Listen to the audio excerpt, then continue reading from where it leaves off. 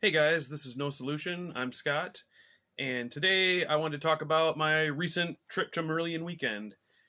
I think I'll break this up into two, just kind of an overview in night one in this part, and then the second part I'll talk about the other two nights. So my journey started on Wednesday night, Thursday morning, driving to Montreal overnight. It's about a 12, 13 hour drive for me. So got in town, got in my hotel Thursday night, so there was no show. There was a meetup of the fans at a local brewery that I ended up and didn't go to because I'd driven all night. I was wiped out, and honestly, going by myself, it's just kind of weird going into a place like that when everybody talking to each other, and then I don't know how to like horn in and say, "Hey guys, be my friend. I like Marillion too." Um, and it probably would be totally fine. Everybody I've ever met or talked to there has been nothing but cool, but I was tired and I just didn't feel up to it, so I didn't go. So the weekend really started Friday. In the afternoon, the fan club had arranged some tribute band concerts for Friday and Saturday. Friday was a band called New World Men.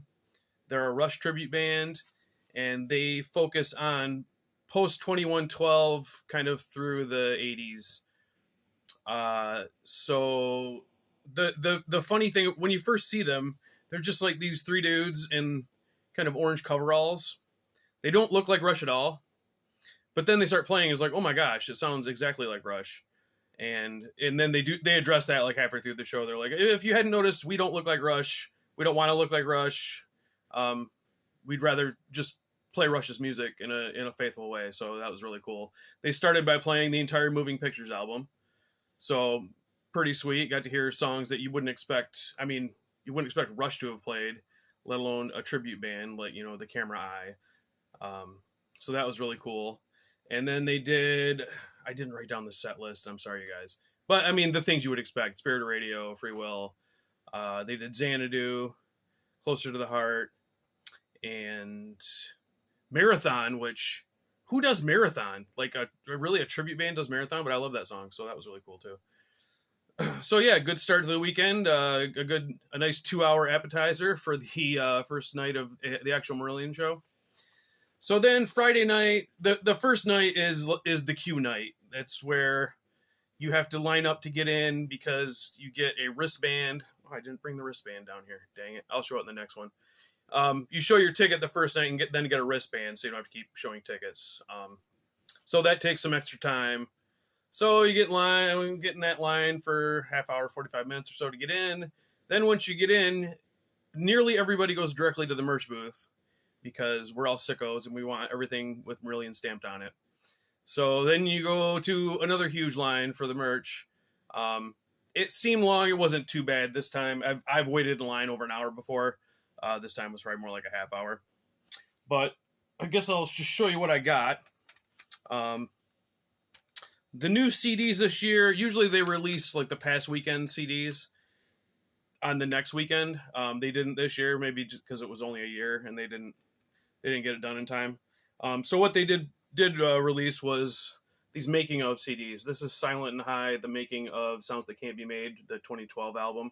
So what you have on here when they do these, disc 1 is like the writing sessions, various different parts of the song. You can hear how it evolved into what it eventually became.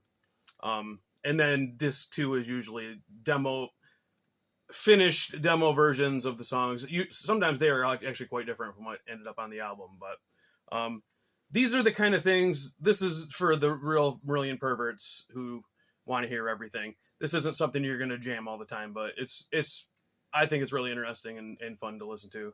And they sell out and then you can't get them. There's a few I don't have that bothers me because I'm that kind of person. So whenever a new one comes out, I always grab it. And then they also did Panting for Gold, The Making of Fear, their 2016 album. So same thing, writing sessions and then demos. I'll stand up so you can see I got this baseball jersey with all the various permutations of the Marillion logo over the years. I think this might be like from the early pre-sign days. I don't think I've ever seen this one. It looks vaguely like 70s, what a 70s metal logo might be. Then I got the standard issue Marillion Weekend shirt. I'm just peeking to make sure it was showing. And then the dates on the back there. And I went a little crazy this time. They had this too, this hockey jersey. So I grabbed that too.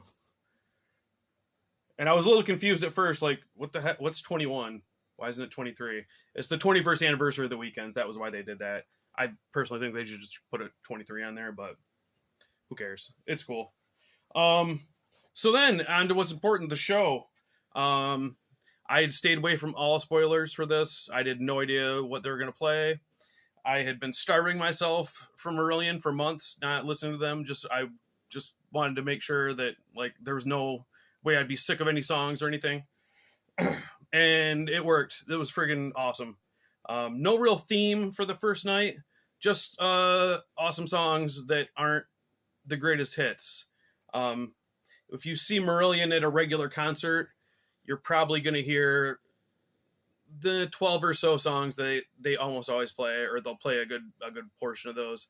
And they barely played any of them this whole weekend. It was all basically stuff that the Uber fan would appreciate more than hearing Easter, like we've heard at every concert since 1989. So we started with, I won't go through the whole set list because that can be boring, but we started with El Dorado, the opening track on Fear, which is an epic. It goes through a lot of different moods and changes.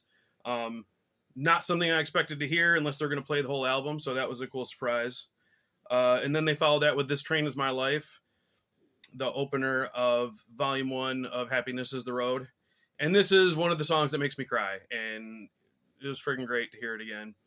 I've seen them do it once or twice before, but it's definitely not one that you expect to hear. So really awesome to hear that one. See what other, we got Dry Land, which was actually one of Steve Hogarth's songs from his previous band, How We Live. It was on a Marillion album, but it's not one that gets pulled out very often. Then when you did a little for the Fish era, Warm Wet Circles and That Time of the Night, they don't pull out many Fish songs, so when they do, it's pretty special. And then the closing of the official set was The Leavers, from the Fear album. Just another incredible 20-minute epic, and the ending is one of the greatest endings of any song ever. If you want to look it up, I'll see if I can post a link to it. The ending portion is called One Tonight, and it's just so triumphant and hard to describe. But that if I could play anything for anybody who doesn't like Marillion, I would like pull out that like little 3-minute piece and say, yeah, if you don't like this, I don't think you like music. The encore was 3 Minute Boy, another great one. And then encore number 2 was This Strange Engine, like the original Marillion Steve Hogarth epic. I've seen them do it a million times. That's one of them that gets played quite often. And sometimes when they started, I'm like, again.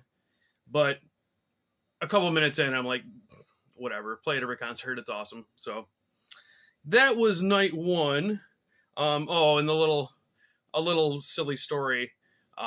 Sometimes after the shows, members of the band will come out, or Lucy, their manager, just to say hi and take pictures and whatnot.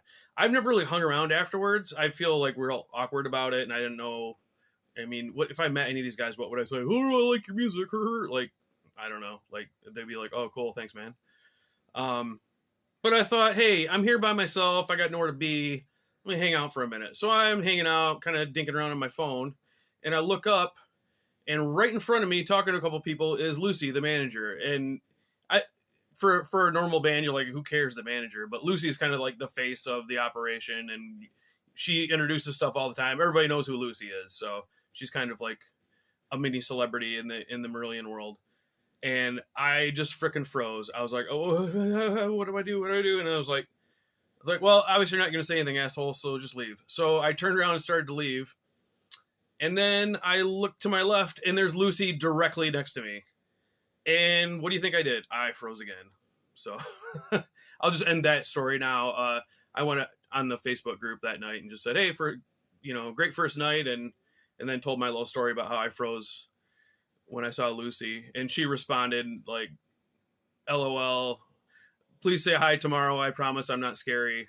And I actually did. I said hi to her, and she was very nice, and she didn't call me an idiot or punch me in the face or anything. Like, what was I afraid of? But yeah, so that was night 1. Yeah, we're about 10 minutes. Let's cut it off there. I'm trying to keep these around 10. So I'll be back discussing nights 2 and 3. Thanks, guys.